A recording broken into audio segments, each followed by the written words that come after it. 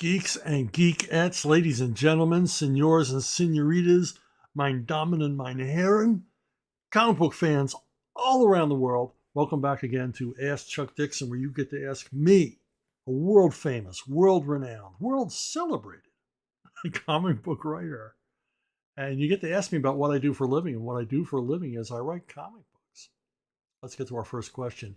Human Action. Monster 45 gets a shout out in this episode, this previous episode. Have Larry and Chuck ever worked together, or would you consider it? I would like to see Larry write something for Rippaverse. And we're talking about Larry Correia. Larry Correia, best-selling novelist, raconteur, and master marksman, I would assume. He better be good with all those guns he owns. Anyway, I don't know if Larry has any desire to write comic books, being that he's so successful at being a novelist, wildly successful, huge fan base. I much admire this man. Now, he and I were in talks with a publisher, oh boy, like 10 years ago, about adapting his Monster Hunter books into graphic novels, but that never went anywhere because I don't think the publisher was thrilled with working with a pair of notorious conservative gun nuts. So, but, you know, I like Larry a lot. I like what he does. As I said, I admire his career, certainly. And I did make him a G.I. Joe character. He is Spreadsheet in my run on G.I. Joe. He's the accountant, because that's what Larry does for a living when he's not writing about monster hunters and high fantasy. And when I asked Larry for pictures, he said, just tell the artist to draw a more friendly James Gandolfini, which I think is an accurate description of the man. Okay, let's move on to the next question. Daryl Herrick has a bit of a treatise here, more than a question. And so sit back while I read Mr. Herrick's very thoughtful, very insightful, and in-depth analysis of a previous answer I gave here. If I may riff a bit off your mention on your podcast that the Slick magazine you found in Publix about the history of the Batman made little mention of the Batman comic book, my thought was, why should it? It's not as if the buyer of that magazine is going to find a Batman comic book at the same Publix. Indeed, I could argue that it should not carry many references to the comic books. If someone in his or her 40s casually says he or she is a Marvel fan, that person is likely talking about the movies. Now that Stan Lee is no longer lingering on longer than Aunt May, Disney might be wise to disassociate the characters altogether from the source material. While many magazines have more recently transitioned to be mostly online, comic books made their transition in the 1980s when they moved to direct market. Is the adolescent who leads to a copy of that Batman retrospective going to pedal his bike to the comic book shop 5 or 10 miles away? Or will the adult who might be comfortable paying $10 to see a superhero movie at the movie theater feel equally as comfortable walking into the comic book shop? Harry Donenfeld and Jack Leibowitz's spicy pulp magazines used to be sold as under-the-counter magazines at the local newsstand. But now DC Comics comic books are more out of sight than were the company's earlier products. Still, the argument can be made that any gain in comic book sales is a net gain, but I could argue that it's not a gain for the larger corporation. Most people age out of comic book reading, and to promote the connection between comic book and film also promotes the idea that people will age out of superhero films. Moreover, can comic books generate market-tested ideas for other media when the market is so small and specialized? I have a problem with a lot of what you said. No, I would not expect someone to see a reference in one of these, Time books or People magazines that specialize, like the Secrets of Spider-Man, the Life of Batman, the Story of Superman. I would not expect them, just because there was a sample comic book inside of that magazine. I wouldn't expect even a large majority, even a considerable majority of them, to suddenly want to seek out the comics. But that doesn't mean you couldn't capture some of the audience for that magazine. At least make them aware of it.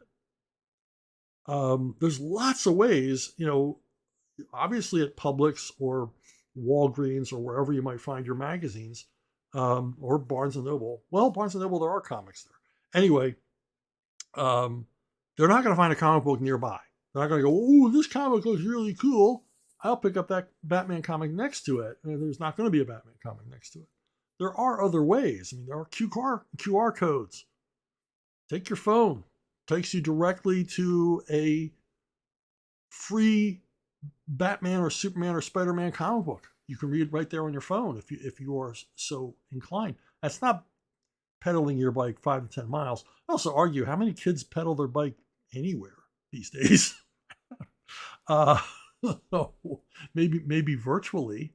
So I argue with you there that there should be. Okay, my other argument, and I have two more against what you said, is that the corporations have no interest in promoting the comic book end of the source material that they're making billions of dollars off of.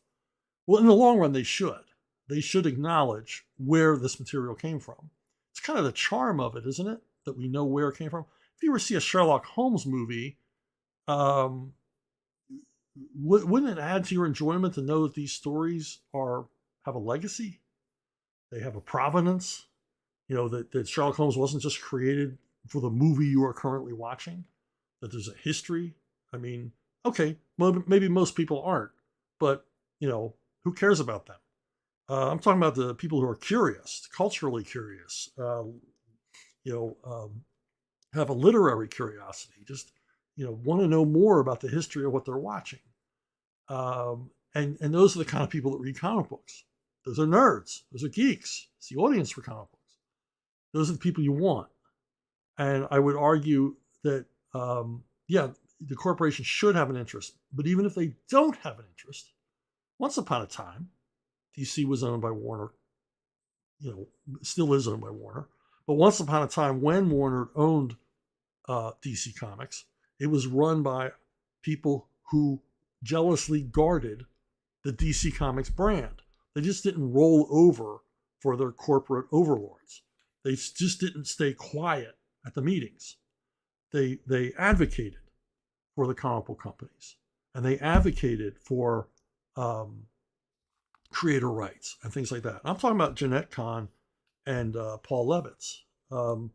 They were advocates. They were guardians. They were stewards of a brand, and they took their jobs very, very seriously. And they stood up to a lot of the things that Warners would want to do.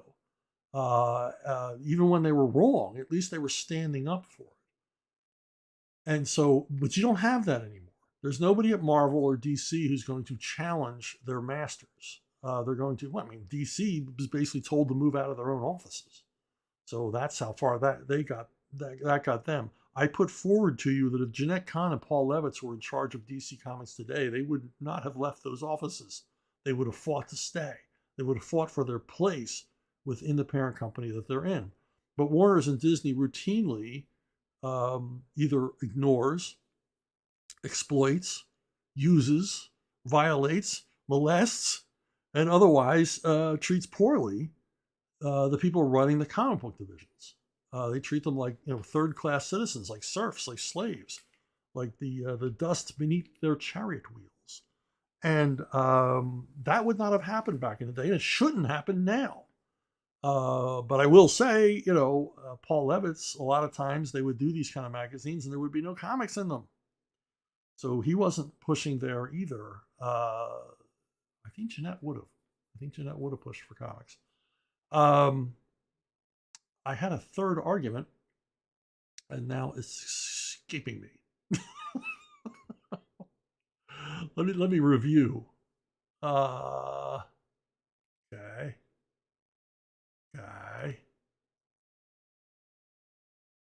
Yeah, I can't remember my third argument, but it's largely that there are different ways to get people engaged with the comics. You certainly shouldn't miss an opportunity. In a 100-page magazine, why not have 5 pages of comics? It'll engage somebody and at least acknowledge the history. So that's my argument. Also, I think there should be comics on the rack next to those magazines. I think it should be formatted like those magazines at a length and price point close to what those magazines are, so that if there is a magazine about the life of Superman, there should be a comic book next to it, formatted much like Japanese manga collections. Those telephone book size comics they do are done. And I think this would be a winner. I think that kids would pick them up. Young adults would pick them up. Nostalgic adults who remember reading comic books once upon a time would pick them up if they were available. This is the problem. They're not available. So maybe I'll remember my third argument before this is over. Ron Young, the Folio Society has put out a Batman collection of the 85th anniversary. It has 12 adventures selected by Jeanette Kahn. There's Jeanette again. Though they're only listing 11 of them. Do you approve the picks? What would you have chosen had it had been your task and been restricted to 12 items? I read the list, and I'm really wondering what the 12th one is. But two that I would put on there if I was making my own list, absolutely would have to be there, would be the strange costumes of the Batman, which has been a big influence on me. It was my absolute favorite Batman story when I was a kid. And I like it because it's Batman-centric, but it's also very Robin-centric. It's one of the rare early Batman stories where Robin actually plays a huge pivotal role, more so than just being the sidekick. And of course, a few weeks ago, I mentioned Night of the Stalker from Archie Goodwin's editorial run on Detective Comics, a story that is just, to me, it is the ultimate Batman story. It boils Batman down to his very, very essence. It's a story in which he has no dialogue, and yet we see his toughness, his resourcefulness, his abilities as a detective, everything in a very, very simple story about a robbery in Gotham City that goes horribly, horribly wrong, and the terrifying consequences for the robbers, because Batman is not going to give up until he's brought them all to justice. And I would include those. I saw the list, and I think Jeanette was looking at it from a publisher's point of view. She picked largely milestone issues. I mean, obviously Batman's origin, Robin's origin. From there, she moves on to stories that were extraordinarily successful for DC Comics. A section of Return of the Dark Knight, The Killing Joke, and an issue of Batman Year One. And, I think, Frank Miller is represented twice. I think Doug Mensch is represented twice. So yeah, I'd love to know what the 12th one was, but she picked things that, were milestones, not only for DC Comics, but, in a way, personal milestones of her own, as some of these things happened under her aegis or she caused to happen. Okaying, she's the one who greenlit things like Return of the Dark Knight and Killing Joke and things like that. So, yeah, it's not a list I would have picked, but, none of our lists are going to match. Anybody listening to me right now, if they were to make a list of the 12 greatest Batman stories, like they would, our Venn diagrams would all be just separate circles, intersecting never. So, and it all has to do with memory. I was pleased to see, though, that she included a Brave and the Bold story. It's a Batman and Green Arrow one, which is, particularly a good one. Okay, Joseph Lewis. In a recent Ask Chuck Dixon, you said you didn't want to write a Robin ongoing series because there wasn't enough established for the location or supporting cast or other factors necessary for the ongoing. So you preferred to write a mini where you establish those necessary elements before using them in an ongoing. I'd like to hear more about why it wouldn't work, or just have the mini be the first arc of a new ongoing. And what was the start point for the ongoing? And was the start point of the ongoing just to be the second arc? As a consumer, one of the things that aggravates me about current comics from the big two are the constant ending of a volume, starting of a new volume.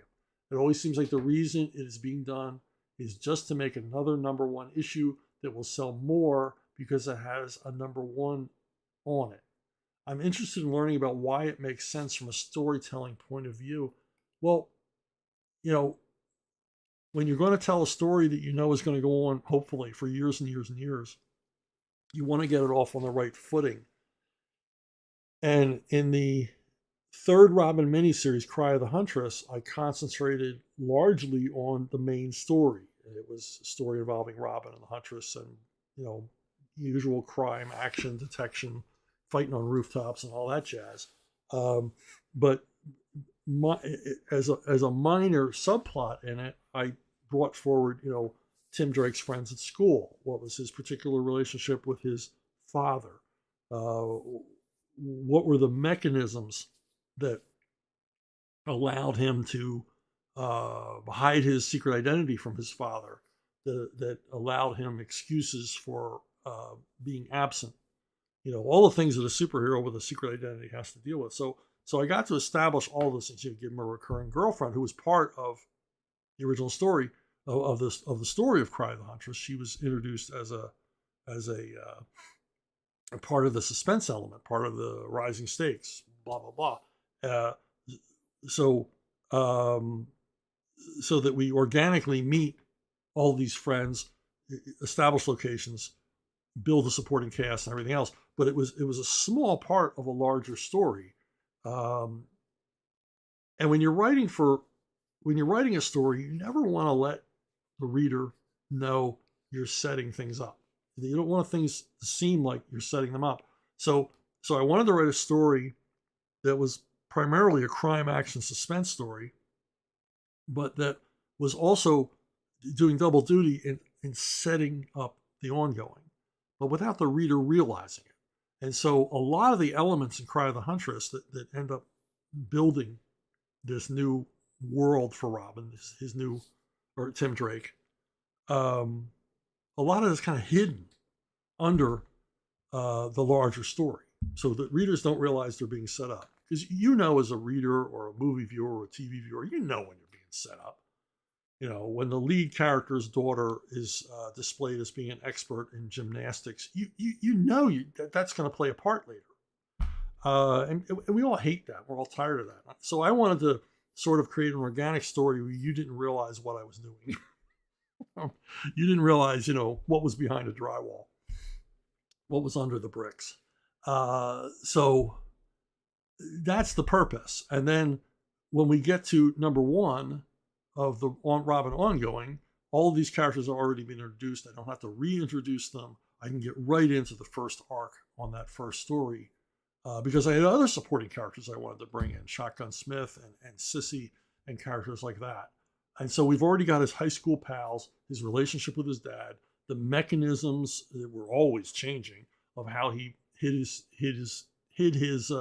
you know, nocturnal adventures as Robin, hid his association with Bruce Wayne and Batman. All these things are already laid out in the miniseries. And it was easier for me to do it that way. I thought it was more palatable for the reader that way. And so that's what we did. I mean, there was no way I wanted to go from the second Robin miniseries, primarily a Joker story, and then just rush into a number one of an ongoing series where it all had to be built post that. I really wanted that breathing room. And DC agreed with me. You know, I kept putting off the ongoing. And I said, you know, I promised, hey, with the third miniseries, I will put all the stuff I think I need for an ongoing together. And that's why I did the way I did it. There was no reason to rush. Robin's sales were solid. Batman's sales were solid. So we had the time where we didn't have, we weren't hurried up in any way. A rare element, a rare era in comics where our sales were strong enough to allow us to make creative decisions that weren't necessarily based on sales or the threat of cancellation. Hey, have you subscribed to this channel? Please subscribe. If you have already subscribed, thank you very much. You're helping to build this channel. I'm crawling toward 10,000 subscribers. I'm almost there, almost there. All right, David Zwally. With comics completely abandoning the comics code some decades ago, do you think this has helped or hurt comics in a creative perspective? Uh, yeah, I'm all for adult comics. I like underground comics. I've certainly written R-rated comics myself, but I think generally, uh, I think we were better off with the Comics Code for the largest segment of comic book publishing. I don't think parents paid any attention to it anymore, but at least it gave us guidelines, and those guidelines evolved over time, allowing us to do things, in the later years that we couldn't do before because the people running the Comics Code realized the world had changed and our readership was a little older. But I think in general, Comics Code was good. You have a follow up question in a twin spin, David again. Do you think when the Comics Code was in place, it actually increased creativity in the sense of finding workarounds for the code? I absolutely do. I think back when there was a Hayes office in Hollywood, when there was censorship, before the rating system just opened the barn doors for any kind of, perversity or levels of violence, I think there was a great deal of creativity to get around these things. I think it's ironic that in a time where they had rules like if a man is seated on a bed next to a reclining woman, he has to keep one foot on the floor, things like that. I think in those days, the movies were more mature, more adult than they would be later when anything went, when you could do any kind of material with virtually no restriction. Um, I think things were, you know, um, obviously more clever. They had to work around the censorship office. They had to create material that was safe for anybody to watch. I mean, every movie was rated G, you know, uh, but they could find ways to deal with, weighty material. I mean, if you watch a movie like Philadelphia Story, they're dealing with some really, really tough material in a way that if you were to deal with it more directly, if you were allowed to use the language they wanted to use, would have taken a lot away from it. It would have diminished the storyline. It would have diminished the characters. It would have just seemed tawdry instead of effective and cathartic and meaningful. So I really do think that. And, the other thing to remember with comics is I know we're all comic fans and we love these comics and we're adults, but they weren't created for us. These characters were created for children. And you have to remember that. And that's what the Comics Code was put in place to guard against what would come later, which is the world of comics we live in today, where these characters have grown up with their audience. They become more mature, and I'm using air quotes here because I don't think a lot of the stuff is more mature. I think it's far less mature. I think a lot of it is puerile and perverse. And like I said, I'm no prude. I've written R-rated comics. I've written comics, that you can't show to children under 16. Uh, so I've got no problem with that. I certainly have no problem with comics medium being a mature medium and capable of being a mature medium for adults. But I don't see a lot of the material. I don't see, you know, uh, no longer threatening to wash the writers' mouths out with soap as being necessarily a good thing. I think that without the constraints, without the guardrails, um, it's like it's like going to the bowling alley when they put those foam things in the gutters. This is what's the point? You're gonna get a strike every time. Um, it's not challenging. I've always, I've never railed against the Comics Code, but I certainly wanted to slip things through. Air Force jokes, not Air Force jokes necessarily, but Air Force concepts. I was never one of those guys that wanted to slip through, dirty words or something like that, just because to appeal to the 9-year-old in myself. I was never trying to do that stuff, but I wanted to put more adult, more mature things, but it was always over the kids' heads. I think that comics, mainstream superhero comics, should be written on two levels. One where a kid, a precocious 10-year-old can enjoy it, but also there's enough there for an adult to enjoy it. Much like the first 10 Pixar movies. So there you go. And who wants to see an R-rated Pixar movie? Not me. Ryan Howard, I recently finished reading Red Dragon, the first of Thomas Harris's Hannibal Lecter novels. While I enjoyed Harris's novel very much, I can't help but feel like I was reading the blueprint for the modern portrayal of Batman. The hero was disturbed by past experiences of violence that he couldn't overcome. His actions had a detrimental effect on the people closest to him. The villains were basically demons with some kind of pseudo-intellectual explanation for why they were evil that attempted to make the reader sympathetic to them instead of hating them. There was this lingering question that hung in the air over whether or not the hero was doing more harm than good in their pursuit of serial killers. Then there's Hannibal Lecter himself, who many modern writers basically put clown makeup on to create their darker and more menacing version of the Joker. What are your thoughts on Thomas Harris's Hannibal novels or their movie adaptations? Do you think modern writers are basically plagiarizing Harris when they try to write dark and gritty Batman stories? Well, I've read all of Harris's Hannibal novels. I was very, very impressed by Red Dragon. It did not want to make me ape it or write anything like it, but I enjoyed it. And I equally enjoyed Silence of the Lambs. I thought the wheels kind of came off after Silence of the Lambs because the fame, the expectations, and all the rest of it. And then Harris fell into a trap that we see comic people falling into by following in the footsteps of material like this, which is how far do you go? How far can you go until you're just basically shocking the reader, you're shocking your audience, as opposed to intriguing them? I mean, both of these novels are very, very engaging. They really draw you into the minds of the characters and all the rest of it. And it justifies the level of violence and the level of depravity committed by the villains because the novels are so thoughtfully written. And but yeah, I think it's had an enormous effect. But like I say, even Harris was detrimentally affected by this shift into darkness that we see with the novels. And I do think they were an influence, but I think that a lot of the comic writers, particularly the influence of writers from England who weren't that enamored with superheroes and tried to basically remold them, deconstruct them. So you end up with, a character like Joker and almost every other superhero villain turned into versions of Hannibal Lecter.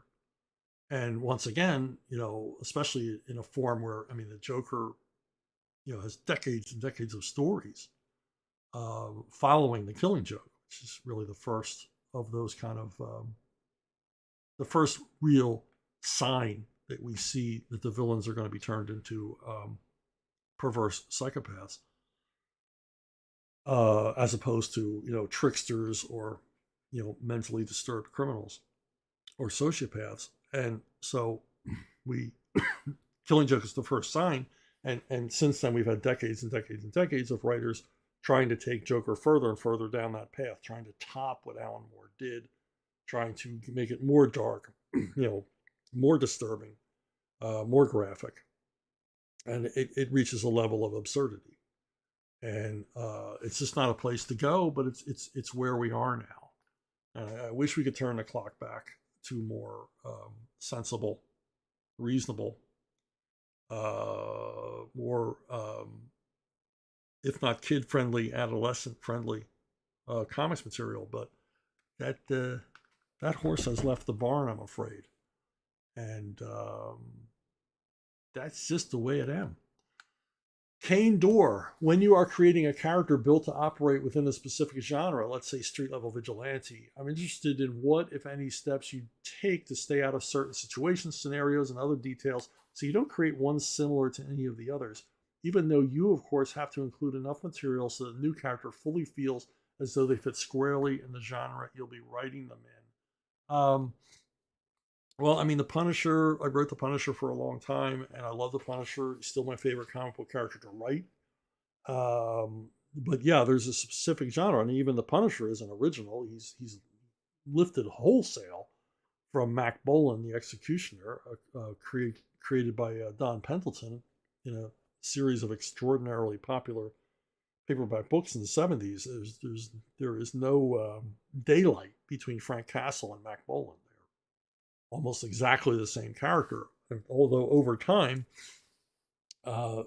thanks to writers like Mike Baron, the Punisher evolved to be more nuanced than Mac Bolan, more interesting than Mac Bolan, certainly more mean and more abusive, and to me, more grounded in reality as a person. Maybe not grounded in reality by the things he did, but grounded in reality as a character.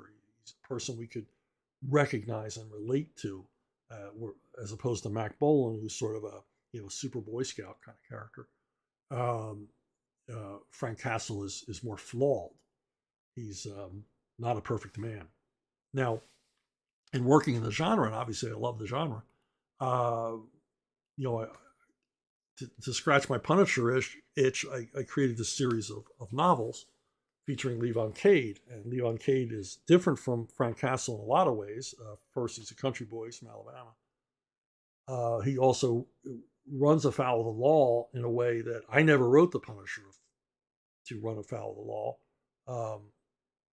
As I've often said, the one thing I regretted not doing with the Punisher that Garth Ennis did was create a law enforcement foil for the Punisher, a cop who's trying to find him and find out who he is and either arrest him or, arrest him, bring the Punisher to justice under the law. And I never did that. In the Levon books, he runs afoul of every local, county, and federal law enforcement agency, some international law enforcement agencies that you can imagine, and of course constantly has to find his way around that on his way to pursuing his brand of homegrown justice. The other big difference for me is that Levon has no sense of humor. Now, Frank Castle doesn't have a sense of humor either, but he says things that are funny. He doesn't mean them to be funny, but they're darkly funny. It's not Levon. If anything, Levon is far more direct in his actions, even than Frank Castle. But the other major difference between Levon Cade and Frank Castle is that Frank Castle has a daughter that he cares very much about. And he also has other family, and he would like to be left alone. He'd like to live in his house up the holler in Alabama and not be bothered by anybody. But of course, that can't be possible because he's always out there making trouble for himself. So there's a lot of differences, and I kind of flip a lot of things on the head.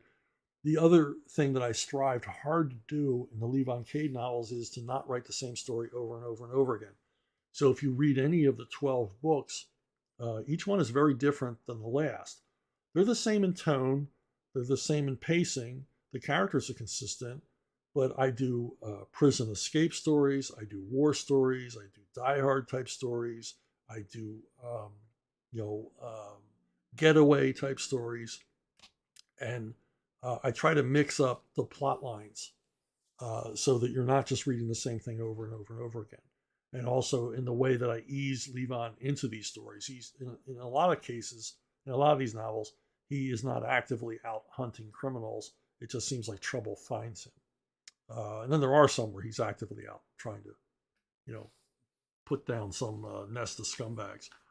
Now, the Horseman, which is a, grounded non-superhero mass vigilante character that I'm doing for the Rippaverse, is very much different from Levon Cade and Frank Castle. I don't want to go into any detail because we don't tease and we don't spoil in the Rippaverse. But Horseman will be out this summer by me and Joe Bennett, and you'll see that I've kind of taken a lot of the tropes and cliches of the vigilante justice character and turned them on their head in this series to create what Joe and I think is an extraordinarily sympathetic character that you're really going to relate to. He's very, very much different than Cade and Castle, but you still get all of the vigilante justice thrills. The bad guys, they pay in the house of pain with this guy, but we try to do it and approach it in a way that exceeds your expectations. Christopher Cohen, now you got me interested in your thoughts about the rule Mark Grunwald enforced at Marvel that traveling back in time, that is when characters did it, they were redirected to an alternate timeline, not to 616. While I liked that it led to Walter Simonson conceiving the wacky satire of the Time Variance Authority, do you feel it took away the stakes of time travel adventures? I personally thought so. Well, every guy that ends up, or gal, who ends up running a comic book company, they have their own rules. They have things they want to see. I mean, Jim Shooter got rid of the Savage Land because he just thought it was preposterous. There are a bunch of other things. I mean, different publishers have different prejudices. When I worked at CrossGen, Mark Alessi didn't like characters with facial hair. So you had to deal with those things. Grunwald had a lot of rules. And a lot of those rules were, I think, why I didn't get to work in the Marvel mainstream. Because he dictated how stories would open. Stories had to open in a certain way. And I felt that was really, really repetitive. Did it work for sales? Did it work for it certainly worked to create an engaging opening for the reader. But there's only so many ways you can do that. There's so many times you can have, open the story with Spider-Man breaking up an armored car robbery. There's so many X-Men stories that you can open in the Danger Room, just to have that kind of an opening. His rules for opening was that as soon as possible in the story, you needed to see the characters solving a problem using their own specific powers. And I just couldn't write that way. I mean, over at DC, I was free to open the story any way I wanted as long as it was engaging. You didn't necessarily have to see Batman or Robin or Connor Hawke on the first few pages showing off all their skills, as long as it was engaging. And at Marvel, there were rules. I mean, I remember, I have nothing against Mark, extraordinarily talented guy, oversaw a number of successful titles. I'm not going to say what he was doing was wrong. I'm just going to say that there were different approaches. His approach worked for Marvel. It worked for the books he was on. But the one time that I ever heard from Mark Grunwald was when I wrote a story in which a bunch of villains were acting together who had never acted together before. It was during the Acts of Vengeance event. And I had one villain making fun of another villain's name and powers. And Mark called me and said, "We don't do that at Marvel. We don't diminish our characters." And I said, "Well, it's not me diminishing the character. I mean, these are bad guys and they're just ball busting one another. I thought it was funny. I thought it fit the character. I thought it portrayed the character doing the mocking as a bully and a brute, and a bad guy for that. Bad people acting in a bad way. But he didn't see it that way, and I had to rewrite the dialogue to take out the scenes of him mocking Paste Pot Pete, the Trapster. It was Killer Shrike, in case you're curious. It was making fun of the Trapster. So, those are the kind of rules he had, and you had to work around it. And like you say, Walt Simonson managed to find a way, an entertaining way to work around it. So, and we all have our own, if you work in this area of superheroes and science fiction and fantasy and the rest, I think we all have our internal time travel rules. I certainly do. Oh, triple spin. Okay, Christopher again. What do you think of the whole legacy character trope? Do you think it ended up getting out of hand in comics? It felt fitting for the Flash, especially Wally West, with the whole passing of the baton, him becoming the definitive Flash for a long time. Also Tim Drake. I love Tom Pyers. Our Man. I was never won over with Carol Danvers. In my opinion, Monica Rambeau as Roger Stern's effort surpassed her, and even the original Marvel. Kyle Rayner, it really seemed to get out of hand after Ed Brubaker and Matt Fraction's Iron Fist run. I don't know that run. But yeah, the reasoning at DC to replace the legacy characters with younger versions of them made absolute perfect sense for the market.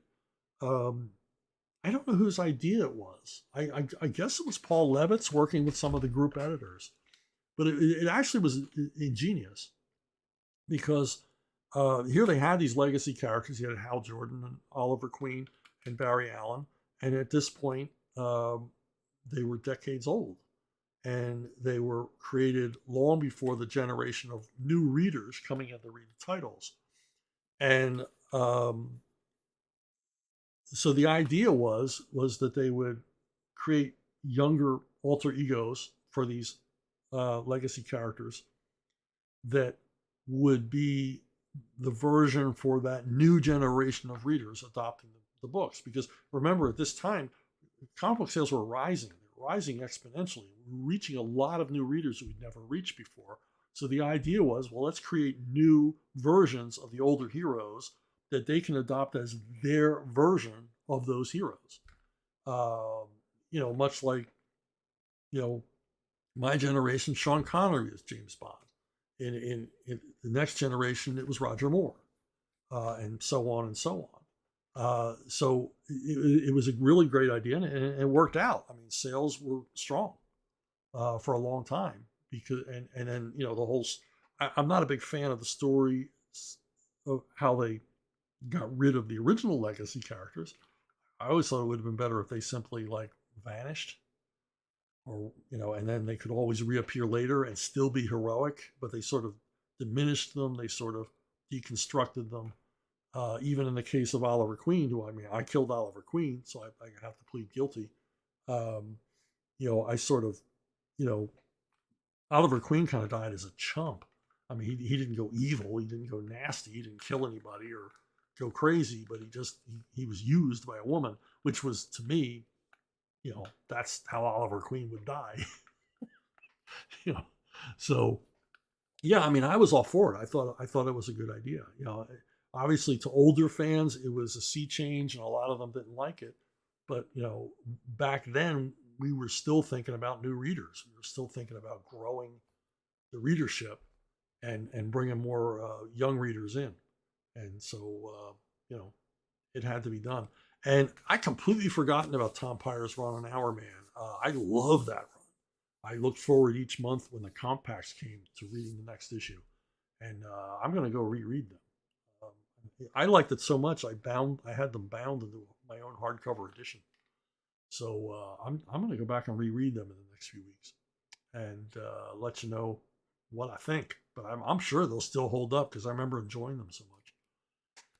Christopher coming again. Knowing your favorite run was Kirby and Lee's Fantastic Four, did you ever get the sense that Jack presented the scene with Rama Tut and Dr. Doom in Annual Number 2 to hint that they had decided to swap places?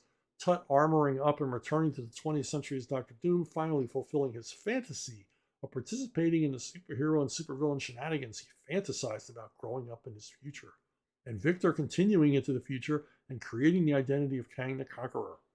I personally think that would have been the utterly batshit fun idea than the revelation that Tut Kang was a Richards. Yeah, that's kind of lame. I didn't know they did that. Yeah, I was a huge Doctor Doom fan, and when I was a kid reading about Rama Tut and Kang, I kind of got the idea they were all the same person, and I kind of got the idea that Kirby was going. Well, in later years, I realized what the real creative dynamism was between Kirby and Lee. I think Kirby was going for that. I think that's and Lee kind of dropped the ball on it by hinting around about it, but never really delivering on all those hints to feed us a little bit more information, to engage us a little bit more. But yeah, I always thought that these three guys were all the same guy, and I kind of got lost in the shuffle, especially after Kirby left for DC. And everything that he had done, everything he had set up over the first 100 issues of Fantastic Four was kind of just sort of either mined for whatever was convenient or conveniently forgotten. But boy, what a Marvel event that would have been to bring that story together and show that that there was a real connection. Either all three of them were the same person, or that one was a clone, or something that it's a story that could still be told and still be a hell of a story. But yeah, when I was a kid, I used to play around with that idea in my head that through time travel, and we mentioned time travel in Marvel. Maybe, well, that's obviously the reason it wasn't done during Grunwald's ages. Dara O'Sullivan, You've mentioned time and again your love for Judge Dredd. The character appears in the weekly British comic 2000 AD, which is an anthology magazine where Dredd stories appear alongside strips featuring other characters. Do you read any of these other stories? One of the most celebrated runs is Slaying the Horned God, which is basically analogous to Conan. It was written by Pat Mills, art by Simon Bisley, and is considered some of the best ever printed in the comic. Have you ever read the story or indeed any other 2000 AD strip? Yes, I subscribed to 2000 AD for years and years and years. I didn't just read Judge Dredd reprints here in the United States. I was reading the actual weekly newspaper years before it was ever made available in book form or comic form here in the United States. So there were a lot of 2000 AD series I really loved. One of my favorites was Flesh. Flesh was so obviously written for, bloodthirsty 9-year-olds. That's what's so great about it. Just unapologetically gory and cynical and mean. And what Flesh is, it's about, in the dystopic future when there's a lack of protein, there's a lack of food for people to eat. They send hunters back into the past to hunt for prehistoric life forms and bring them back to be used for food. And the series eventually evolved into my favorite run of all time, where they created these enormous ships that would gather sea life. So they were, sucking up megalodons and ichthyosauruses and plesiosauruses, and they would draw them into this, this fish butchery, this abattoir for sea life, these massively huge animals, and then can them. It was a fishing boat that would, at the other end of the system, these things would end up in cans, and like I said, just this hyper violent, populated with like incredibly unlikable characters, constantly betraying each other. But it's just a really nasty series. Which the nastier it got, the more fun it was. I just love thinking of the fact that there were these. I mean, I would have loved this comic when I was a kid. It would have pushed all my buttons. Slaying, yeah, I'm very familiar with Slaying, written by Pat Mills, and Simon Bisley did great work on it. But to me, the best guy ever to work on it was Mick McMahon, and McMahon just went, as you can see here, just wild with the detail. I recently bought some Apex editions. If you're not familiar with them, they're these big. They're like the artist editions here in the United States. I bought Apex editions of Dredd by Bolland, and I bought 2 volumes by Mick McMahon. One was Judge Dredd, one is 2000 AD, and the 2000 AD one has most of his Slain work reproduced from the originals. And 2000 AD originals were huge. These books were enormous because they're reprinted, same size as the originals. And I really dug Slain a lot. Halo Jones by Alan Moore and Ian Gibson, another favorite. I really dug this series. It was a lot of fun. I assume set in the Dredd universe, although I don't think we see any judges. And Strontium Dog, Carlos Esquerra, kind of the Jack Kirby of 2000 AD. And he was the first artist on Judge Dredd. And, Trouble in a Dystopic Future, which was 2000 AD's thing. But it was a fun series. I don't remember a lot about the concepts behind it and everything else, but I remember the lead character is really cool. And I've read some recent crossovers between Dredd and Strontium Dog that involve time travel, and Dredd showing up in Strontium Dog's future, which apparently is further in the future than Mega City 1. Mega City 1, all those things are gone in the world of Strontium Dog. So yeah, I dug that 2000 AD stuff, still do. Ivan Magula, you eventually talk about CrossGen, how they didn't like to write in Victorian London that's not Victorian London, and that it would be easier if it was the actual London instead of a made-up London, alternate reality London. I'm editing here. On the other hand, you eventually talk about how fun is world building, and how you did like creating Bloodhaven and some other stuff like fake cola companies or burger franchises. So what's the problem with CrossGen's fake world that had bothered you? Or how the CrossGen world building was different from Bat world building? I'm guessing there's something related to the Sigil Uber story. Yeah, the problem with CrossGen at its very, very heart was that Mark Alessi, who ran the company, who owned the company, who was the boss, he put the Uber story above everything. That all of these books related to each other in an enormous, galaxy reality spanning epic. He's a big fan of Isaac Asimov's Foundation, and he wanted something that rich and deep and all the rest of it. Problem is, it's hard to do in monthly format with multiple titles and make any sense of it or make the readers care. There were reveals about the universe that we waited way too long to bring out, and we did it because there was an outline, there was a timeline to tell us when to bring these things out. Reveals and revelations about what was going on, and we didn't do it. We weren't allowed. So I mostly ignored. I paid lip service to the Sigilverse, to the big story, and in my best-selling title, El Cazador, I ignored it entirely and set El Cazador on Earth. And that for me was the big problem at CrossGen, was that because these things had to happen on different worlds, we create these amalgams, these alternate versions. So they come up with a Sherlock Holmes type story, but it can't be placed in London on Earth and in Edwardian London on Earth. So they have to create this world with made up names and stuff like that. But for all intents and purposes, the look of it, everything about it was Edwardian London.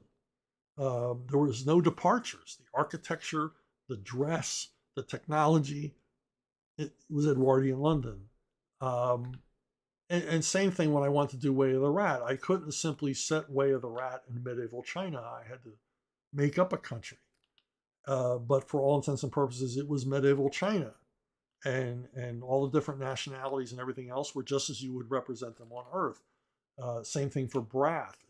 Set obviously in what was supposed to be barbarians versus ancient Rome, but we couldn't call it ancient Rome. And that is the problem. That is not to use a play on words. The crux of the problem is that Mark Alessi saw us as an Uber story company, a saga company, and that would build readership. But what we were was a genre company. Readers began to know that if Tony Bedard and Mike Perkins are going to do a spy comic, it's going to be a spy comic all the way. It's going to be everything you'd want to see in a James Bond type adventure. But the problem is, because it couldn't be set on Earth, there couldn't be any like Cold War analogies. There couldn't be any references to anything you would actually relate to. So it all seemed contrived and made up and sort of pointless, because it's a spy story, but it doesn't take place on our world. Same thing, Way of the Rat, Brath, all these others. Now for the fantasy titles, it was no problem because they're made up worlds to begin with. But for the more reality-based genre stories, or more historically based genre stories, it proved to be a problem, which is a shame. We had a meeting, just before the end, just before everything started to fall apart. And Mark went around the table and asked us all what we felt CrossGen was. And unanimously, he said, we're a genre publisher. The readers have decided we're a genre publisher.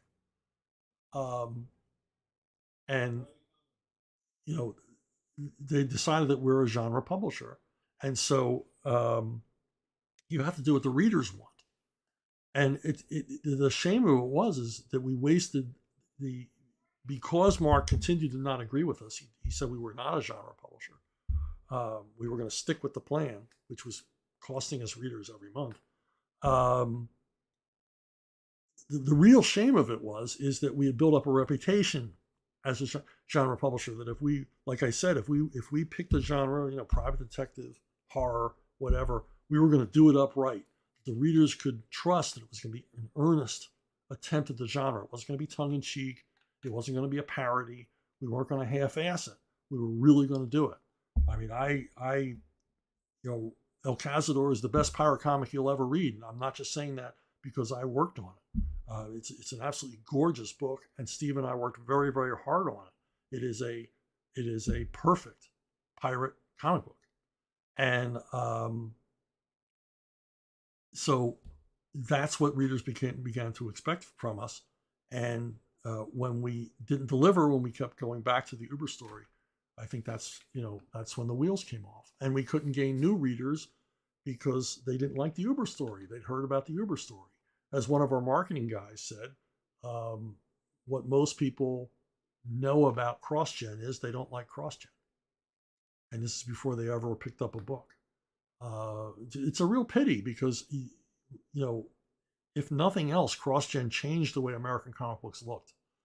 American comic books never looked as good in the production end, color, all the rest of it as they did before CrossGen came along.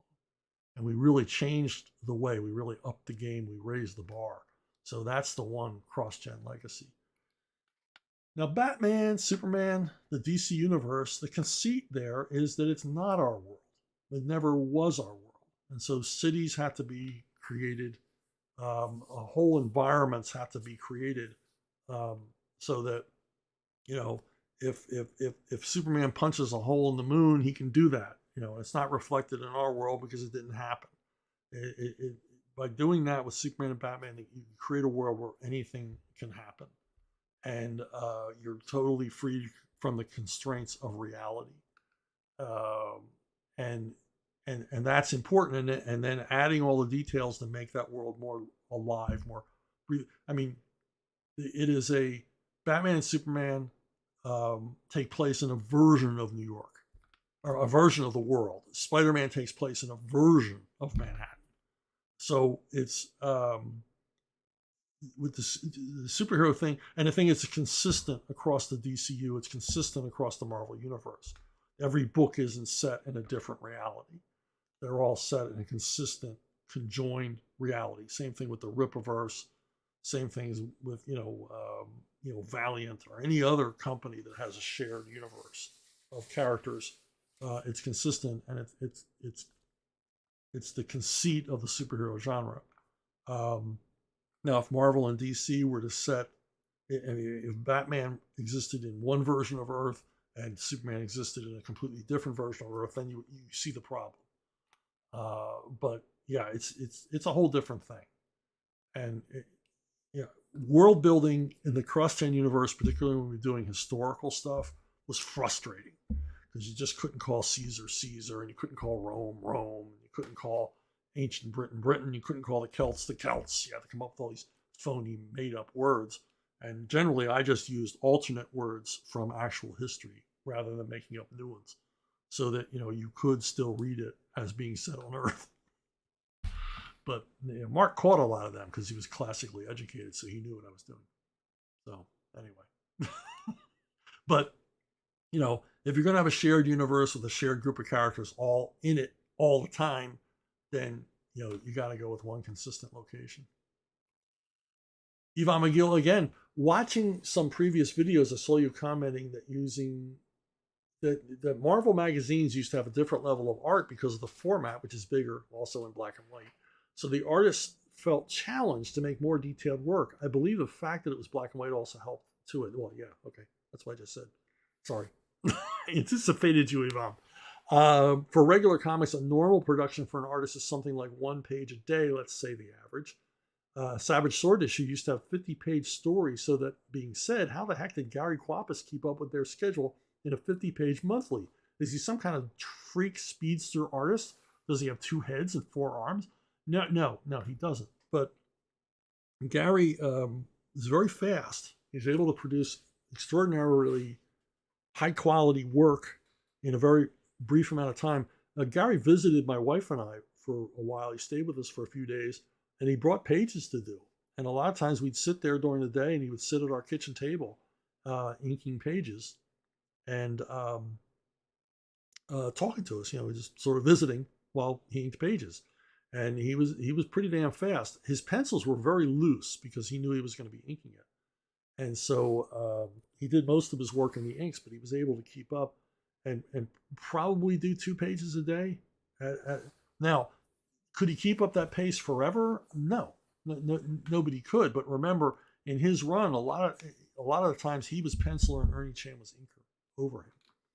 And so that Gary's, because Ernie Chan was a finisher as well as an inker, Gary's pencils didn't have to be that complete. So they were basically contour drawings or layout type drawings, and then Ernie would do his Ernie thing on them. So if you look across the run, and then we had other people in between. I mean, Jeff Fisher would, and people like that would do issues as well. Larry, because I was handing in so many scripts and I was so many scripts ahead, he would have maybe 10 artists at one time working on issues. So, that bought everybody time. Gary had plenty of time. He didn't necessarily have to finish 50 pages in a month. And neither did any of the other artists, because, they might be allowed 2 months or 3 months to work on an issue. And so that's how all that worked out. Because I was a young stud running 110% on enthusiasm and just turning out, a Conan script a week, month after month after month. It got to the point where I was so far ahead, Larry told me to stop, go work on something else for a while. But that's how we were able to schedule this stuff. And yes, Gary was very fast, but also me staying ahead and Ernie Chan's help on maybe half of the issues Gary did sort of sped up his output. And if you want to see other work by Gary and me, probably most of you aren't aware of this. We, for 7 years, did a weekly strip for EdgarRiceBurroughs.com. That's ERB.com. 7 years worth of full color strips just like this of Pellucidar, David Innes and Abner Perry and Edgar Rice Burroughs' classic adventures set at the Earth's core. And Gary kills it every week here. And we had an appearance by Tarzan, if you like Tarzan. And check it out. It's a very reasonable monthly subscription fee. And there's hundreds of strips there, but none of them run as long as our 7-year run on Pellucidar. So, and Gary's doing some awesome stuff here. Hey, Twin Spanivam. I used to call Punisher an anti-hero. You commonly refer to him as a slob hero. So that made me think on this definition, and I conclude that I prefer to call him a slob hero. So I trace my line at the purpose of the hero. Frank Castle does what he does because he believes in the right thing. It is the right thing to do. So he's a hero. Yeah, slob freaking shoot first and don't ask later because he's already dead hero, but a hero. On the other hand, the anti-hero is someone who eventually, for many times, does something good, but for all the wrong reasons, mostly for selfish reasons. To me, the anti-hero is a guy who breaks all the rules. He'll shoot somebody in the back. He's out. Man with No Name is a perfect example of an anti-hero. He's basically out. He has a profit motive. He's turning in people for bounty. But in the heart of him, deep down inside, he has his own code of honor. In the very first Man with No Name movie, Fistful of Dollars, a woman asks him why he's helping her. There's nothing in it for him. He doesn't want the woman. Saving her won't increase his bottom line. And he simply says there was a woman once. In other words, there's someone in the Man with No Name's past that he wasn't there for. And every once in a while, he's going to make up for that. And across the Man with No Name trilogy, we never see him kill an innocent. We never see him be cruel to anybody. We never see him shooting anybody that wasn't trying to shoot him first or didn't deserve it. Even in Good, the Bad, and the Ugly, we show him perform an act of mercy. Blowing up the bridge to spare the lives of soldiers on both sides of the Civil War is his act of mercy. And of course, his ultimate goal is that they all go away because they're interfering with his plans. But you get the real sense in the scene that he has a great deal of sympathy for the soldiers that are wounded and dying and everything else. And particularly has a sort of a wordless bond with the Union officer who ultimately dies in that scene. So yeah, the anti-hero is, he's a cold-hearted son of a bitch, except for every once in a while where he reveals his humanity. Otherwise, I mean, we wouldn't care about it. If that were the case, the Terminator in the Terminator movies would be the hero, because he's just going around, programmed to kill, and he's killing. He's succeeding. He's a winner. Terminator's a winner, and he should be the hero. But of course, he's not, because there's no humanity. There's nothing to relate to. The slob hero to me is the guy who is just doing the job. He's putting in the time. He's not out to impress anybody. He's not out to look good. He's anti-authority, so in that way, he is an anti-hero. He just doesn't give a damn. And Bruce Willis embodies like the perfect slob hero. But Bogart was a slob hero. Mitchum was a slob hero. There's lots of guys in the past that did it well. And you're right. The Punisher's a slob hero, but there's humanity underneath there. He's doing what he thinks is right, but he's trying to fill that void, that hole in his heart, trying to overcome that loss. He's very, very bad at grieving. It's like he won't allow himself to grieve. Just get over it. Well, you don't get over it. You don't get over it. You lose a loved one, you don't get over it. You learn to live with it. You learn to remember the good times. But all Frank can think about is that afternoon in Central Park. And that's what drives him. David Jordan, are there any comic book heroes, superpowered or not, that don't kill that you think should? For story purposes, of course, not because it would be cool or justified. To me, I think the Hulk absolutely should kill, both intentionally and unintentionally, and that should be the biggest part of why Bruce Banner never wants to let the monster out. In my mind, I always think a Hulk rampage has a lot of collateral deaths, even when the writer tries to unbelievably say otherwise. Yeah, obviously, when the Hulk goes nuts, and buildings are falling, and bridges are collapsing, and cars are flying through the air, and things are exploding and blowing up, and this horrible, horrific, almost nuclear weapon destruction that the Hulk usually generates. Yes, obviously people are dying, or would die in a normal situation, but you can't show that. You can't show that because because there would be no reason for Bruce Banner to continue existing when he wasn't the Hulk. The only sure way that Banner could, the only sure thing Banner could do to prevent turning the Hulk would be to kill himself. And if he were responsible for the death of countless thousands of innocent civilians, he would. Anybody would.